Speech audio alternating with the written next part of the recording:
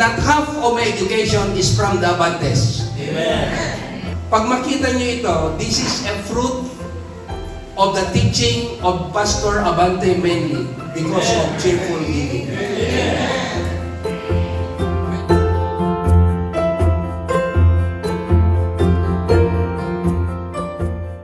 We need to realize that sabi ni Peter, lahat tayo ay tumanggap ng gift.